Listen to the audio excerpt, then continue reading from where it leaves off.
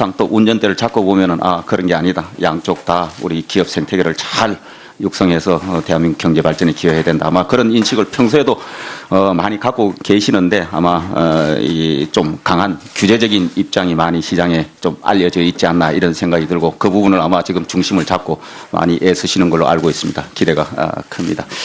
자, 이 4차 산업혁명 혁신 이익과 관련해서 벤처 생태계 활성화를 위해서도 대기업이 굉장히 중요하다 이런 이야기를 하는데 거기에 대한 인식을 한번 좀 정리를 한번 해주시죠. 입장을. 예. 한국의 발전을 위해서는 특히 4차 산업혁명의 대응을 위해서는 중소벤처기업의 혁신이 무엇보다도 중요하다고 생각합니다. 그런데 이를 위해서는 이 중소벤처기업의 그 혁신의 성과를 회수할 수 있는 방법이 활성화되어야 된다고 생각하고요. 거기에는 주로 이제 IPO와 M&A를 생각할 수 있는데 IPO보다는 현실적으로 더 자주 이용되고 강력한 유인이 될 수 있는 게 M&A라고 생각합니다. 이러한 측면에서 대기업이 주체로 나눠서 중소벤처기업의 혁신의 결과물을 M&A 하는 방식이 우리 모두에게는 매우 중요한 과제라고 생각하고 있고 이에 대한 적극적인 어떤 지원이 필요하다고 생각하고 있고 공정위도 그와 관련된 제도와 어떤 법 집행의 개선을 위해서 노력을 하고 있습니다.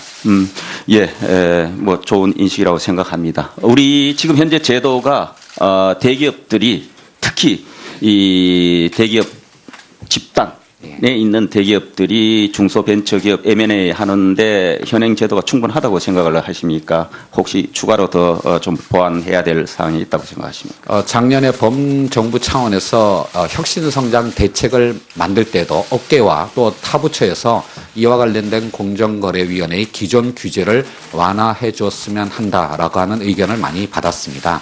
이에 대해서 저희 공정위는 기본적으로 현행 기업 집단 법제의 틀을 흔드는 것은 또 다른 코스트를 유발할 수 있다는 입장을 갖고 있고요. 다만 두 가지 측면에서 첫째, 중소벤처기업부가 설정하고 있고 또 강화하고자 하는 중소기업에 대한 지원은 계속 그 M&A 된 중소벤처기업에게도 적용하는 방향으로 하고 또 하나 지금 공정거래위원회가 매달 그 대기업 집단의 계열사 숫자를 발표하고 있는데 이게 부직불식간에 M&A가 문어발식 확장이라는 주원 글씨로 인식되는 측면이 많습니다. 그래서 이 부분을 인식을 극복하기 위해서 저희들이 이 대기업 집단의 계열사 공시 제도를 바꿨고요. 바로 2월 초에 이제 첫 번째 시행을 할 건데 매달 해오던 것을 일단 3개월 주기로 바꾸고요. 그다음에 계열사 숫자를 하나하나 열거하기보다는 주요 어떤 특징, 특히 M&A의 어떤 성격을 강조하는 쪽으로 저희가 공정위의 법 집행을 바꾸려고 하고 있습니다. 이를 통해서 공정위는 M&A를 억제하는 것이 아니라 활성화하고 지원하는 그런 방향으로 정책의 어떤 방향을 전환했다라고 하는 것을 시장에 충분히 알릴 계획을 갖고 있습니다. 현장에서 M&A, 대기업 M&A를 함에 있어서 이런 거는 좀 완화를 해달라. 그런 건의 중에 공정위가 도저히 취지는 좋아 보일지 모르나 현행 법제, 경쟁 제한 또는 대기업의 경제력 집중 등을 이유로 이런 것은 곤란하다 한 사안이 어떤 게 있었습니까? 가장 대표적으로는 이제 대기업에서 이제 분사한 기업들에 대해서 대기업 계열 편입을 일정 기간 유예해달라는 어떤 요청이 있었는데요. 그거에 대해서 저희들이 현실적으로는 좀 곤란하다는 저희 부처의 의견을 제시를 했습니다. 이유는 그 대기업의 분사 기업이 혁신의 중요한 주체가 될 수 있는 것은 사실이지만 또 혁신은 다른 어떤 채널, 독립된 중소벤처기업들에 의해서 이루어지는 부분도 있는데 이쪽에 또 지원을 하다 보면 다른 어떤 쪽에 또 혁신이 저해되는 그러니까 경쟁의 공정성이 저해되는 부분이 있다라고 생각하고요. 그리고 아까 말씀드린 바와 같이 지금 이 분사 기업이 계열 분리가 될 수 있는 요건들이 이미 명확하게 정해져 있기 때문에 그것을 활용한다면 현실적으로 대기업의 분사 기업이 혁신을 추진하는데 현실적으로는 그렇게 큰 장애가 되지는 않을 거라고 판단을 했습니다. 더 나아가서 아까 말씀드린 바와 같이 이 계열사 숫자를 일일이 카운트함으로써 여기에 주원 글씨를 씌우는 이런 어떤 인식 자체를 저희 공정위가 적극적으로 개선해 나가도록 하겠습니다. 분사의 성격에 따라서 조금 구분해서 판단할 여지는 없다고 생각을 하십니까? 이 부분에 관해서 중기부를 비롯해서 부처 간의 협의를 많이 했고요. 이미 이제 정해져 있는 어떤 계열 분리 요건에 또 한편으로는 중소기업에 대한 어떤 지원 요건도 있고 그 요건이 갖추되면 현행으로도 사실은 계열 편입이 유예되는 그런 어떤 요건들도 있습니다. 이 제도를 충분히 활용한다면 의원님께서 우려하시는 여러 가지 부작용은 최소화할 수 있을 거라고 생각을 합니다. 예, 분사의 형태를 한번 잘 보시고 뭐 걱정하시는 부분은 이런 이해가 됩니다만 또 현장에서 소위 말해 선의의 또 새로운 형태의 기업 활력을 높이는 데 일정 부분 제약이 되지 않느냐. 또 그런 역시 분사의 행태를 긍정적으로 봐야 되는데 너무 규제적으로 보는 게 없는지 그 실태를 일정 기간 지나고 한번 분석을 하셔서 혹시 현장에서 건의 내용을 전향적으로 보실 수 있는 부분이 있으면은 아까 말씀하신 것보다 조금 더 나갔으면 좋겠다는 생각을. 그 의원님이 지적하신 점과 유념하겠고요. 저희들이 이 제도를 운영하면서 실태를 정확하게 파악해서 개선 방안을 모색해 보도록 하겠습니다. 예. 그리고 지금 현재 우리 지주회사법 체계에 손자회사, 정선회사 같은 경우에 이제 일정 부분 이상의 지분을 보유하도록 되어 있지 않습니까? 그런데 막상 벤처 등 M&A를 하는 과정에서 그 벤처의 이 주식 소유자들이 굉장히 많이 분산되어 있기 때문에 이거를 전부 예를 들어 100%를 소유함에 있어서 현실적으로 여러 장애 요인이 많이 생긴다. 이런 부분에 관해서 혹시 고민해 보신 적이 있습니까? 예, 뭐 저희 공정거래위원회가 많이 고민하고 있는 기업 집단 법제 중에 하나가 바로 지주회사 제도에 관한 부분이고요. 그래서 작년에 그 지주회사의 요건을 과거에는 1,000억 이상으로 했는데 5,000억 이상으로 상향 조정함으로써 그 사이에 있는 어떤 지주회사들이 현행 어떤 8조의 이 규제를 받지 않고 자유롭게 활동할 수 있도록 여지를 넓혔습니다. 지금 우리나라의 일반 지주회사가 190개가 있는데 사실 1,000억에서 5,000억 사이의 지주회사가 120개나 될 정도로 상당수를 차지하고 있기 때문에 이 부분에 대한 어떤 규제 완화를 통해서 지주회사가 보다 자유롭게 활동하면서 특히 이제 M&A 등의 어떤 활동을 할 수 있는 그런 어떤 여지가 더 커졌다라고 생각하고요. 앞으로 저희 공정거래위원회뿐만 아니라 법무부의 상법이나 또는 금융위원회의 여러 가지 어떤 관련 제도를 종합적으로 검토해서 지주회사 제도의 장기적인 발전 방향에 대해서도 고민해 보도록 하겠습니다. 예, 그리고 끝으로 중소벤처기업 상장할 경우에 1회에 한해서라도 차등 의결권 주식을 허용하는 부분에 관한 생각을 한번 여쭙고 싶습니다. 예, 사실은 차등 의결권 제도에 관해서는 지난 한 10년 가까이 상법 개정을 할 때마다 이제 논란이 되었고요. 이 부분에 대해서는 우리나라 이제 회사법 체계에 대한 깊은 고민이 전제되어야 된다라고 생각을 합니다만은 기본적으로 이 차등 의결권을 허용하기 위해서는 기업 지배 구조에 대한 우리나라 국민과 시장의 신뢰를 축적하는 전제 조건이 먼저 좀 이루어져야 된다고 생각하고요. 현 정부에서 이런 전제 조건을 갖추기 위한 노력을 한다면 우리가 회사법제 내에서 좀 더 유연한 접근이 가능할 수도 있겠다라는 생각을 하고 있습니다. 그래서 전반적인 부분은 좀 더 논쟁이 필요할 수 있으나 중소벤처기업에 한해서 이런 부분을 조금 더 전향적으로 가져갈 필요가 있다.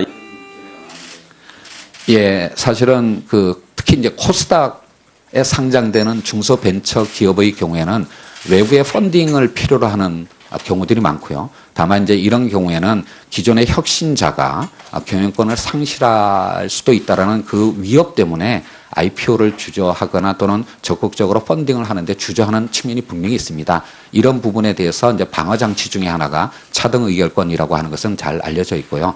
이런 부분에 관해서 법무부와 충실히 협의해서 우리의 어떤 이 혁신 어떤 시장 생태계를 개선하기 위해서 제한된 범위 내에서 특히 코스닥에 상장을 하는 중소벤처기업에 대해서는 차등 의결권을 부여할 수 있는 그런 방안에 대해서 긴밀히 협의를 한번 해보도록 하겠습니다. 예, 물론입니다. 예. 네, 3분의 짧은 질의 시간을 활용해서 얼마나 풍부한 질의응답을 할 수 있는지를 잘 보여주신 추경호 의원님 수고하셨습니다. 다음으로 존경하는 김수민 의원 질의하시겠습니다. 네, 국민의당 김수민입니다. 위원장님께 질문 드리겠습니다. 공정위가 지난 25일에 정부 업무 보고에서요, 공정하고 정의로운 사회 정착을 주제로 이제 보고를 하셨고, 또 오늘 특위에서도 신산업 분야의 주 정책 과제로 자유롭고 공정한 경쟁을 제시를 하셨습니다. 일단 아주 기본적인 이제 질문을 한번 여쭤보면 이제 대기업의 기술 유용이라던가 지식재산권 남용 행위에 대해서 뭐 저보다도 위원장님께서 잘 아시겠지만 이 실태가 지금 5년간 굉장히 이제 아주 안 좋은 지금 실태로 계속 드러나고 있고 또 이런 것이 이제 실제로는 어떤 국가나 정부 정책에서 계속 드라이브를 걸어도 또 어떤 공공연한 관례처럼 몇십 년 동안 이렇게 굳어져 왔기 때문에 실제로 변하는 것은 조금 쉽지 않은 부분이고 또 정부가 뭐 2016년도에 범정부 중소기업 기술보호 종합 대책 을 발표를 했는데 또 현장의 체감도가 굉장히 미미하다라는 이야기가 계속 들려오고 있는데 이 부분에 관해서는 왜 그렇다고 생각하십니까? 일단 중소기업의 기술 탈취 피해는 심각한 어떤 문제라고 생각을 하고 있습니다. 이와 관련해서 저희 공정위뿐만 아니라 범정부가 대책을 마련했습니다마는 기본적으로 기술 유용은 사후적으로만 드러나기 때문에 실제로 그 피해가 진행되는 동안에 피해자가 이렇게 신고를 하거나 피해를 갖다 구제를 호소하는 경우가 많지가 않습니다. 그래서 저희 공정거래위원회도 신고 사건 자체가 굉장히 적었고요. 네. 또 하나는 이제 이 공정거래위원회가 담당하고 있는 하도급법은 하도급 구조 하에서만 기술 유용 문제를 다루기 때문에 그 범위가 매우 제한되어 있는 한계도 있습니다. 이와 관련해서 최근에 이제 중기부의 홍정학 장관께서도 강조하셨던 바와 같이 각 부처가 갖고 있는 이 기술 유용 방지 대책을 종합적으로 하고 그 사각지대를 없애는 그런 어떤 종합 대책을 준비를 하고 있고요. 네. 이 부분과 관련해서 2월 초쯤에 아마 전체적인 어떤 종합 대책이 마련되어서 시행될 수 있을 거라고 생각을 합니다. 그 징벌적 손해배상에 대한 위원장님의 생각은 어떠십니까? 예, 그 징벌적 손해배상 제도는 우리 어떤 법제에는 생소한 어떤 영역이었습니다만은 이 하도급법이나 또는 여러 영역에서 지금 점진적으로 확대 도입하고 있는 어떤 추세에 있고요. 이와 관련해서 특히 기술 유용 행위와 같이 기업의 생태계를 해치는 어떤 의미에서는 반사회적인 범죄에 관해서는 징벌적 손해배상 제도를 좀 더 확대 엄격하게 적용할 필요가 있다라고 생각하고 저희 공정위가 작년에 발표한 대책에도 이와 관련된 내용이 포함되어 있는데 아까 사무처장의 발표에서도 네. 말씀을 드렸습니다. 이제 그리고 제가 이제 꼭 드리고 싶은 궁금증이 하나가 있는데요.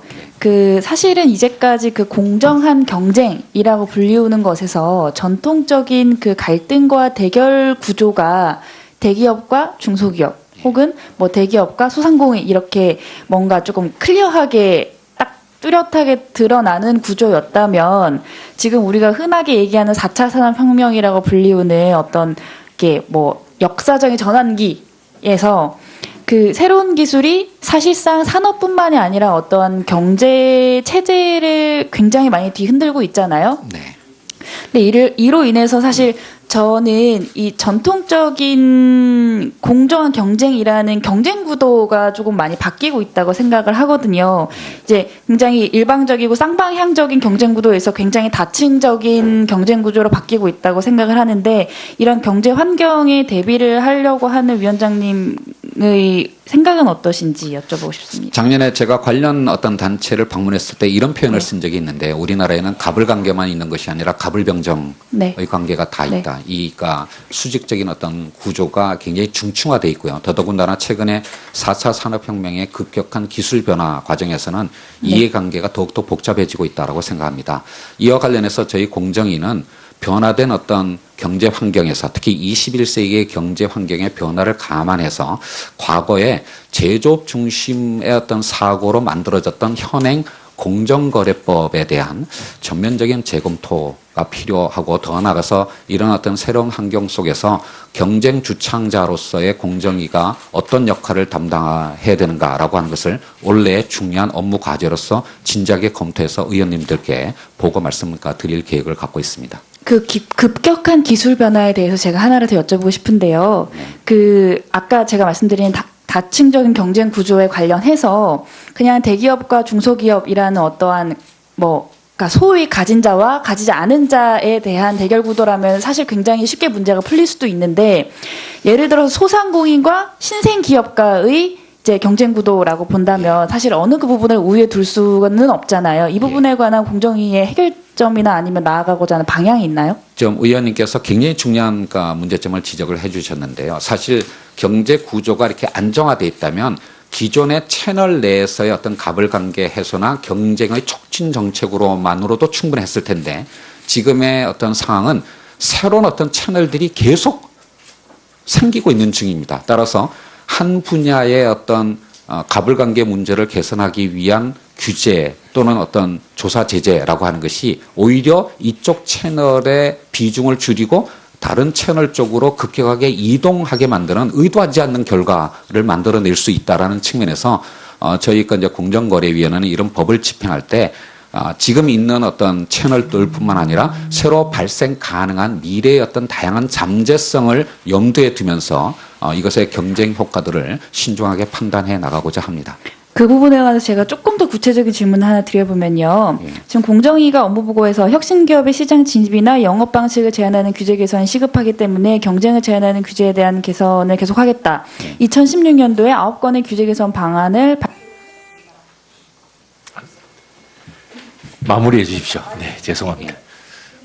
제가 진짜 궁금한 부분은 이제 전통적인 업의 정의가 사실은 계속 바뀌고 있잖아요. 예를 들어서 이제까지 대부업이라고 불리는 것이 P2P로 변하고 있고 또 우리가 그냥 전통적으로 운수업이다 아니면 렌탈업이다라고 불리는 것이 공유경제로 바뀌고 있는 상황에서 예를 들어서 부동산 디벨롭이라고 한다면 뭐 10명의 사모펀드 참여자가 100억을 만드는 프로젝트를 지금은 10,000명의 개인 참여자가 100억을 만드는 걸로 바뀌고 있는데 그 대부업과 P2P의 법을 이제 각각 구별해서 만드는 과정에서 새로운 이해 당사자들의 그 업다운을 조율하는 게 굉장히 어렵고 아주 예민한 일이더라고요. 근데 그 부분에 관한 사실은 어떤 국가나 정부 부처의 역할이 지금 전혀 보이지가 않는다는 아쉬움이 있습니다. 의원님께서 우려하신 바는 잘 알고 있고요. 사실 최근에 범정부 차원에서 이 규제 혁신을 위한 대책을 마련하고 있는데 가장 고민되는 부분이 지금 의원님께서 지적하신 부분이라고 할 수가 있겠습니다. 물론 이 각각의 영역의 소관 부처들은 다 다뤄 있겠습니다만은 저희 공정위의 각오는 이렇습니다. 새로운 어떤 시장 질서, 경쟁 질서를 만드는 경쟁 주창자로서의 역할은 최종적으로 그리고 유일하게 공정위에 주어져 있다라는 각오를 갖고 있고요. 이런 어떤 급변하는 어떤 환경 속에서 새로운 어떤 미래를 향한 경쟁 질서를 만들어내는데 다이내믹 이피시언시를 확보하는데 저희 공정거래위원회가 모든 부처와 협의를 하면서 올바로 방향을 잡아나갈 수 있도록 노력을 하겠습니다. 집단 법제의 틀을 흔드는 것은 또 다른 코스트를 유발할 수 있다는 입장을 갖고 있고요. 다만 두 가지 측면에서 첫째, 중소벤처기업부가 설정하고 있고 또 강화하고자 하는 중소기업에 대한 지원은 계속 그 M&A 된 중소벤처기업에게도 적용하는 방향으로 하고 또 하나 지금 공정거래위원회가 매달 그 대기업 집단의 계열사 숫자를 이제 발표하고 있는데 이게 부직불식간에 M&A가 문어발식 확장이라는 주원 글씨로 인식되는 측면이 많습니다. 그래서 이 부분을 인식을 극복하기 위해서 저희들이 이 대기업 집단의 계열사 공시 제도를 바꿨고요. 바로 2월 초에 이제 첫 번째 시행을 할 건데 매달 해오던 것을 일단 3개월 주기로 바꾸고요. 그다음에 계열사 숫자를 하나하나 열거하기보다는 주요 어떤 특징, 특히 M&A의 어떤 성격을 강조하는 쪽으로 저희가 공정위의 법 집행을 바꾸려고 하고 있습니다. 이를 통해서 공정위는 M&A를 억제하는 것이 아니라 활성화하고 지원하는 그런 방향으로 정책의 어떤 방향을 전환했다라고 하는 것을 시장에 충분히 알릴 계획을 갖고 있습니다.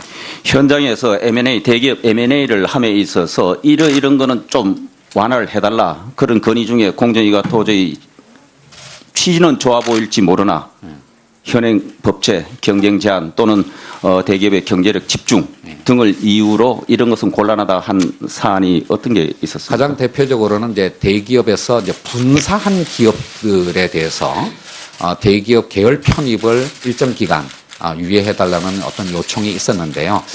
그거에 대해서 저희들이 현실적으로는 좀 곤란하다는 저희 부처의 의견을 제시를 했습니다. 이유는 그 대기업의 분사 기업이 혁신의 중요한 주체가 될 수 있는 것은 사실이지만 또 혁신은 다른 어떤 채널, 독립된 중소벤처기업들에 의해서 이루어지는 부분도 이루어져야 된다고 생각하고요. 현 정부에서 이런 전제 조건을 갖추기 위한 노력을 한다면 우리가 회사법제 내에서 좀 더 유연한 접근이 가능할 수도 있겠다라는 생각을 하고 있습니다. 그래서 전반적인 부분은 좀 더 논쟁이 필요할 수 있으나 중소벤처기업에 한해서 이런 부분을 조금 더 전향적으로 가져갈 필요가 있다. 예, 사실은 특히 이제 코스닥에 상장되는 중소벤처기업의 경우에는 외부의 펀딩을 필요로 하는 경우들이 많고요. 다만 이제 이런 경우에는 기존의 혁신자가 경영권을 상실할 수도 있다라는 그 위협 때문에 IPO를 주저하거나 또는 적극적으로 펀딩을 하는데 주저하는 측면이 분명히 있습니다. 이런 부분에 대해서 이제 방어 장치 중에 하나가 차등 의결권이라고 하는 것은 잘 알려져 있고요. 이런 부분에 관해서 법무부와 충실히 협의해서 우리의 어떤 이 혁신 어떤 시장 생태계를 개선하기 위해서 제한된 범위 내에서 특히 코스닥에 상장을 하는 중소벤처기업에 대해서는 차등 의결권을 부여할 수 있는 그런 방안에 대해서 긴밀히 협의를 한번 해보도록 하겠습니다. 예, 물론입니다. 예. 네, 3분의 짧은 질의 시간을 활용해서 얼마나 풍부한 질의응답을 할 수 있는지를 잘 보여주신 추경호 의원님 수고하셨습니다. 다음으로 존경하는 김수민 의원 질의하시겠습니다. 네, 국민의당 김수민입니다. 위원장님께 질문 드리겠습니다. 공정위가 지난 25일에 정부 업무 보고에서요, 공정하고 정의로운 사회 정착을 주제로 이제 보고를 하셨고, 또 오늘 특위에서도 신산업 분야의 주 정책 과제로 자유롭고 공정한 경쟁을 제시를 하셨습니다. 일단 아주 기본적인 이제 질문을 한번 여쭤보면 이제 대기업의 기술 유용이라던가 지식재산권 남용 행위에 대해서 저보다도 위원장님께서 잘 아시겠지만 이 실태가 지금 5년간 굉장히 이제 또 운전대를 잡고 보면은 그런 게 아니다. 양쪽 다 우리 기업 생태계를 잘 육성해서 대한민국 경제 발전에 기여해야 된다. 아마 그런 인식을 평소에도 많이 갖고 계시는데 아마 이 좀 강한 규제적인 입장이 많이 시장에 좀 알려져 있지 않나 이런 생각이 들고 그 부분을 아마 지금 중심을 잡고 많이 애쓰시는 걸로 알고 있습니다. 기대가 큽니다. 자, 이 4차 산업혁명 혁신 이익과 관련해서 벤처 생태계 활성화를 위해서도 대기업이 굉장히 중요하다 이런 이야기를 하는데 거기에 대한 인식을 한번 좀 정리를 한번 해주시죠. 입장을. 예.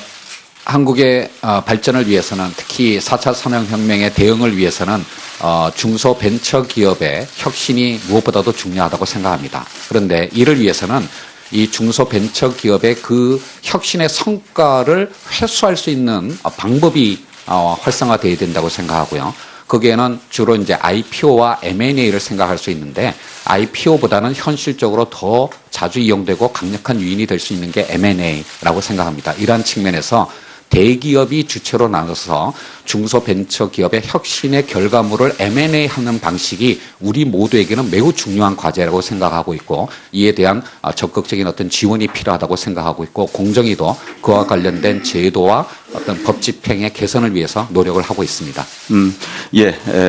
좋은 인식이라고 생각합니다. 우리 지금 현재 제도가 대기업들이 특히 이 대기업 집단 에 있는 대기업들이 중소벤처기업 M&A 하는데 현행 제도가 충분하다고 생각을 하십니까? 혹시 추가로 더 좀 보완해야 될 사항이 있다고 생각하십니까? 작년에 범정부 차원에서 혁신성장 대책을 만들 때도 업계와 또 타부처에서 이와 관련된 공정거래위원회의 기존 규제를 완화해 줬으면 한다라고 하는 의견을 많이 받았습니다. 이에 대해서 저희 공정위는 기본적으로 현행 기업 이상의 지분을 보유하도록 되어 있지 않습니까? 네. 그런데 막상 벤처 등 M&A를 하는 과정에서 그 벤처의 이 주식 소유자들이 굉장히 많이 분산되어 있기 때문에 이거를 전부 예를 들어 100%를 소유함에 있어서 현실적으로 여러 장애 요인이 많이 생긴다. 이런 부분에 관해서 혹시 고민해 보신 적이 있습니까?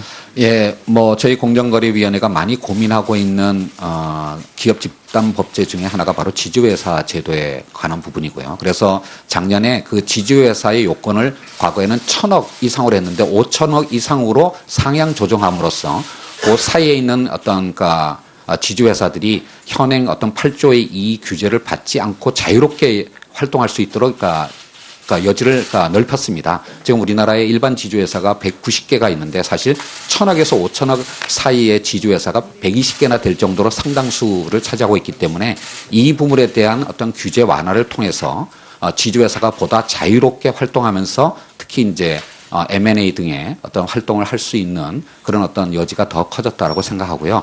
앞으로 저희 공정거래위원회뿐만 아니라 법무부의 상법이나 또는 금융위원회의 여러 가지 어떤 관련 제도를 종합적으로 검토해서 지주회사 제도의 장기적인 발전 방향에 대해서도 고민해 보도록 하겠습니다. 예, 그리고 끝으로 중소벤처기업 상장할 경우에 1회에 한해서라도 차등 의결권 주식을 허용하는 부분에 관한 생각을 한번 여쭙고 싶습니다. 예, 사실은 차등 의결권 제도에 관해서는 지난 한 10년 가까이 상법 개정을 할 때마다 이제 논란이 되었고요. 이 부분에 대해서는 우리나라 이제 회사법 체계에 대한 깊은 고민이 전제되어야 된다라고 생각을 합니다만은 기본적으로 이 차등 의결권을 허용하기 위해서는 기업 지배 구조에 대한 우리나라 국민과 시장의 신뢰를 축적하는 전제 조건이 먼저 좀 이루어지는데 이쪽에 또 지원을 하다 보면 다른 어떤 쪽에 또 혁신이 저해되는 그러니까 경쟁의 공정성이 저해되는 부분이 있다라고 생각하고요. 그리고 아까 말씀드린 바와 같이 지금 이 분사 기업이 계열 분리가 될 수 있는 요건들이 이미 명확하게 정해져 있기 때문에 그것을 활용한다면 현실적으로 대기업의 분사 기업이 혁신을 추진하는데 현실적으로는 그렇게 큰 장애가 되지는 않을 거라고 판단을 했습니다. 더 나아가서 아까 말씀드린 바와 같이 이 계열사 숫자를 일일이 카운트함으로써 여기에 주온 글씨를 씌우는 이런 어떤 인식 자체를 저희 공정위가 적극적으로 개선해 나가도록 하겠습니다. 분사의 성격에 따라서 조금 구분해서 판단할 여지는 없다고 생각을 하십니까? 이 부분에 관해서 중기부를 비롯해서 부처 간의 협의를 많이 했고요. 이미 이제 정해져 있는 어떤 계열 분리 요건에 또 한편으로는 중소기업에 대한 어떤 지원 요건도 있고 그 요건이 갖추되면 현행으로도 사실은 계열 편입이 유예되는 그런 어떤 요건들도 있습니다. 이 제도를 충분히 활용한다면 의원님께서 우려하시는 여러 가지 부작용은 최소화할 수 있을 거라고 생각을 합니다. 예, 분사의 형태를 한번 잘 보시고 걱정하시는 부분은 이런 이해가 됩니다만 또 현장에서 소위 말해 선의의 또 새로운 형태의 기업 활력을 높이는 데 일정 부분 제약이 되지 않느냐. 또 그런 역시 분사의 행태를 긍정적으로 봐야 되는데 너무 규제적으로 보는 게 없는지 그 실태를 일정 기간 지나고 한번 분석을 하셔서 혹시 현장에서 건의 내용을 전향적으로 보실 수 있는 부분이 있으면은 아까 말씀하신 것보다 조금 더 나갔으면 좋겠다는 생각을. 의원님이 지적하신 점 유념하겠고요. 저희들이 이 제도를 운영하면서 실태를 정확하게 파악해서 개선 방안을 모색해 보도록 하겠습니다. 예. 그리고 지금 현재 우리 지주회사법 체계에 손자회사, 정손회사 같은 경우에 이제 일정 부분